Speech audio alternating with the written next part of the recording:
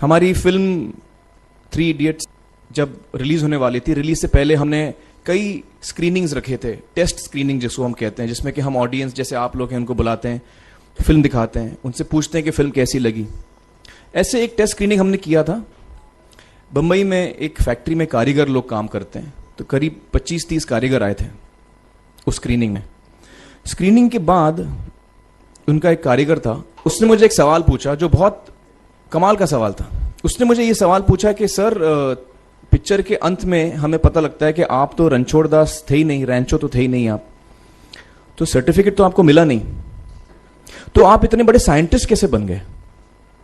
इतने बड़े patents, 400 patents, जापानी लोग आपके पीछे पड़े हैं, तो आपको सर्टिफिकेट तो मिला नहीं, तो आप इतने बड़े साइंटिस्ट कैसे बन गए?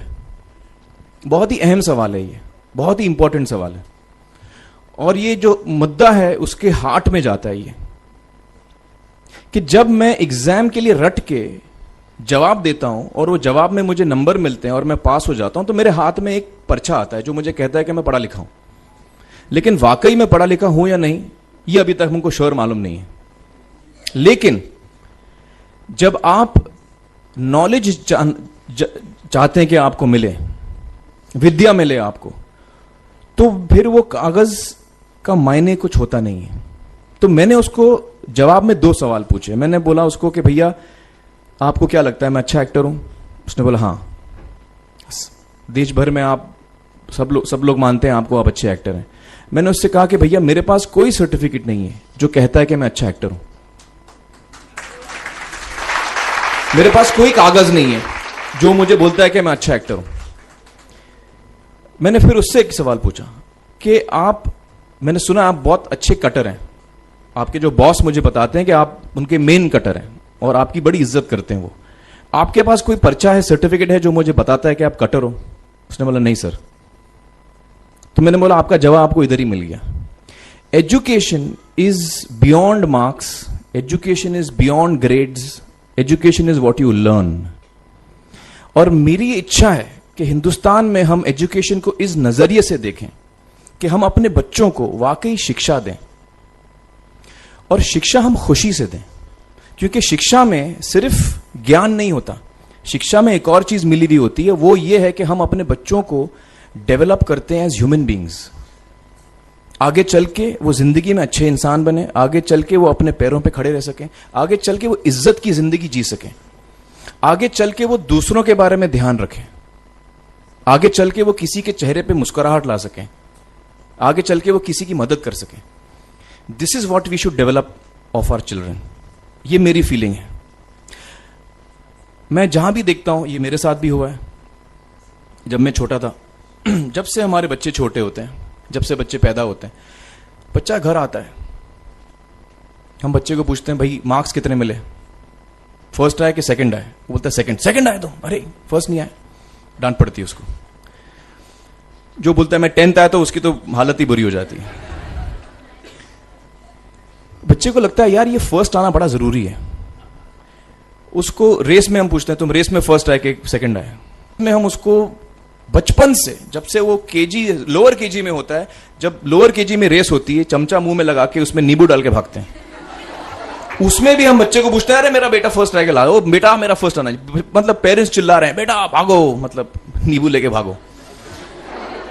तो उसमें होता क्या है कि बच्चे को लगता है कि यार ये बड़ा जरूरी है। मेरे पेरेंट्स को हमेशा, मेरे पेरेंट्स मुझे एक ही सवाल पूछते हैं, मैं फर्स्ट आया कि नहीं। उसके जहन में ये बात बैठ जाती है कि मेरे को अव्वल आना है, मेरे को कंपीट करना है, मेरे को बाकी लोग से आगे निकलना है। टीचर्स भी यही सवाल उसको पूछते हैं आमतौर पे, मेरे साथ हुआ है। होता क्या है कि जब वो बच्चा 21 साल का होता है तो वो बड़ा सेल्फिश हो जाता है, और उसको सेल्फिश हमने बनाया, हमारे सिस्टम ने बनाया। वो अपने बारे में सोचता है और किसी के बारे में नहीं सोचता, क्योंकि यही हमने उसको ट्रेन किया बचपन से। बचपन से हमने उसको यही ट्रेन किया कि बेटा तुम पहले आना, बाकी सब लोग को भूल जाओ। तो जब वो नौजवान बनता है तो उसका नजरिया सोसाइटी की तरफ यही हो जाता है कि भैया मुझे आगे बढ़ना है, बाकी सब बाय हुक और by crook I must succeed, I don't care about anybody else. मेरा ये दिल कहता है, मेरा ये दिल चाहता है कि अगर हम जितने यहां पेरेंट्स हैं एडल्ट्स हैं, यंगस्टर्स हैं जो कल जाके पेरेंट्स बनेंगे।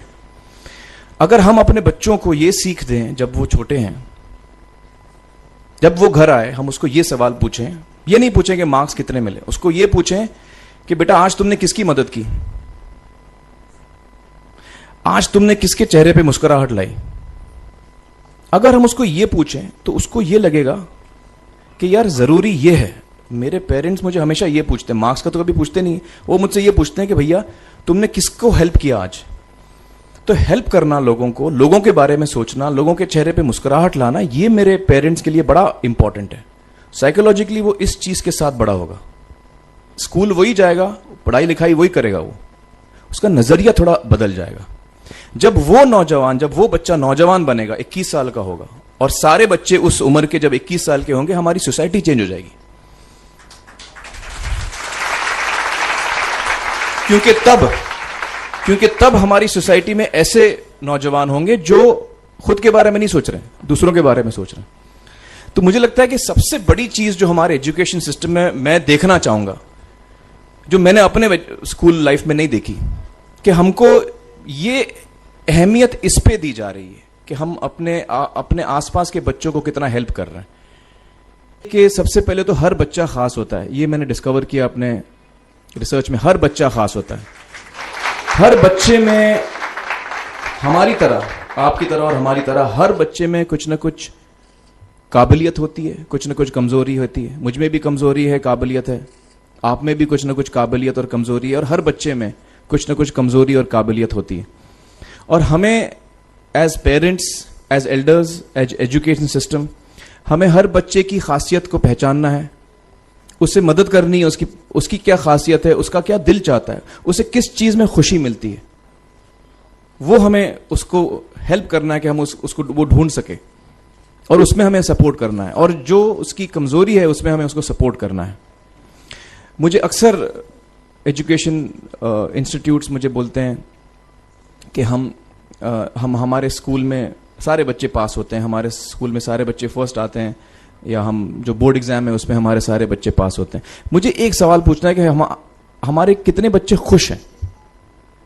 सबसे बड़ा सवाल मेरा ये है, how many of our children are happy. और वो जो हैप्पीनेस कोशेंट है ना, वो मेरे लिए सबसे अहम है। क्योंकि देखिए, पढ़ाई लिखाई तो हम सीख ही लेते हैं। जब मुझे कोई चीज सीखनी होती है तो मैं कुछ ना कुछ करके सीख ही लेता हूं।